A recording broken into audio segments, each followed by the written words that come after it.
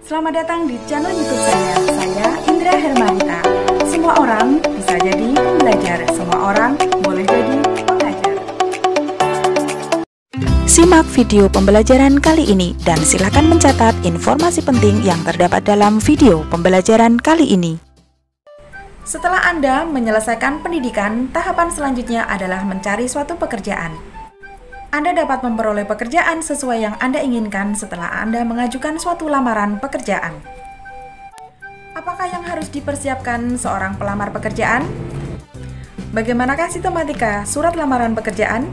Bagaimanakah unsur kebahasaan dalam surat lamaran pekerjaan? Simak video pembelajaran kali ini sampai selesai.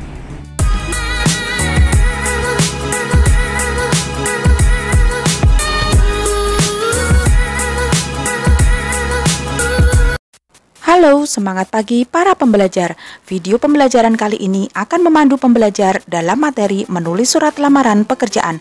Materi surat lamaran pekerjaan sebagai berikut. Yang pertama, mengidentifikasi isi dan sistematika surat lamaran pekerjaan. 2. Menyajikan simpulan sistematika dan unsur isi surat lamaran pekerjaan. 3. Mengidentifikasi unsur kebahasaan surat lamaran pekerjaan. Dan yang keempat, menyusun surat lamaran pekerjaan.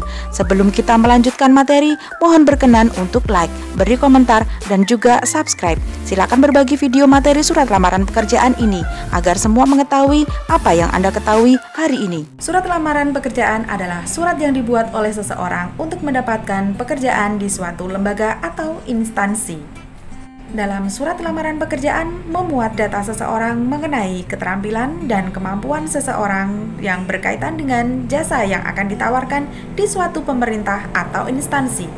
Oleh sebab itulah, para pelamar harus memperhatikan sistematika, unsur-unsur kebahasaan, serta aturan-aturan yang terdapat dalam surat lamaran pekerjaan, sebab surat lamaran pekerjaan merupakan surat resmi.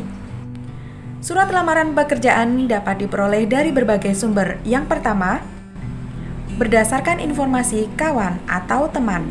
Yang kedua, berdasarkan iklan dari media cetak atau media massa. Yang ketiga, berdasarkan pengumuman di kantor penempatan kerja. Dan yang keempat, berdasarkan pemberitahuan di sekolah atau kursus. Model surat lamaran pekerjaan terdapat 3 model. Yang pertama, official style. Yang kedua, block style. Dan yang ketiga, full block style. Model official style biasanya dipakai di kantor-kantor pemerintahan. Model block style biasanya digunakan untuk kantor swasta nasional. Sedangkan untuk full block style biasanya digunakan untuk kantor perusahaan asing.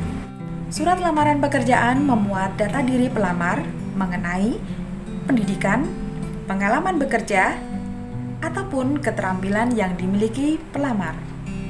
Unsur-unsur surat lamaran pekerjaan. Yang pertama, tempat dan tanggal surat.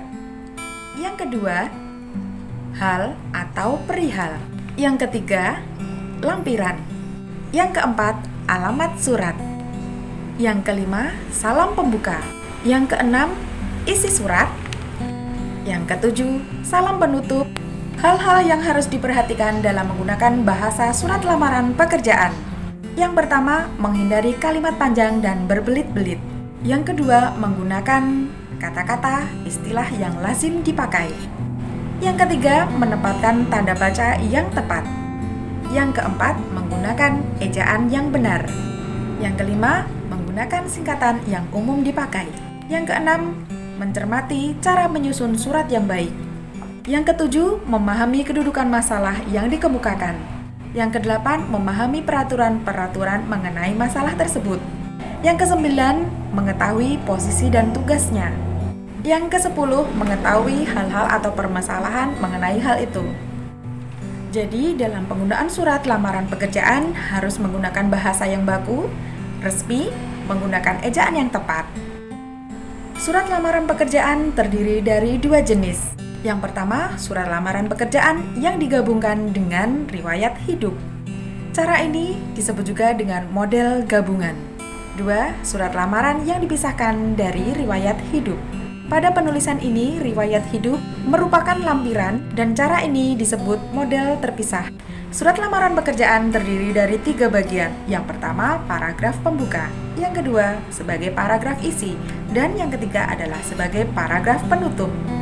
Saat menyusun surat lamaran pekerjaan, beberapa hal ini harus diperhatikan oleh pelamar. Yang pertama, memberi kesan yang baik pada perusahaan. Yang kedua, menuliskan surat lamaran pekerjaan dengan singkat dan padat.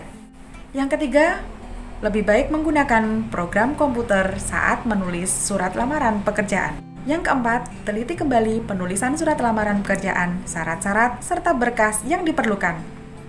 Surat lamaran pekerjaan diajukan berdasarkan macam-macam. Yang pertama, berdasarkan iklan. Yang kedua, berdasarkan informasi teman atau kawan.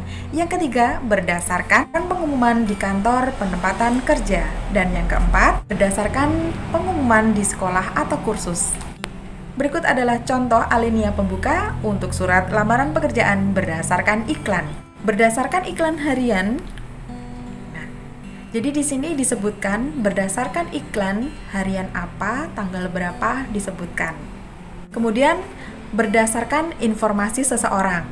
Kalimat pembukanya, menurut informasi dari Bapak, disebutkan namanya siapa. Menurut informasi dari Bapak Andi bahwa perusahaan Bapak atau Ibu membutuhkan sales.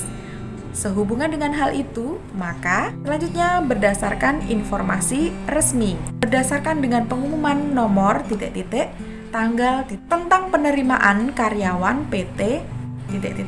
maka yang bertanda tangan di bawah ini disebutkan data diri pelamar. Selanjutnya permohonan instansi pada sekolah. Setelah mendapatkan informasi dari kepala sekolah tentang permohonan tenaga kerja ...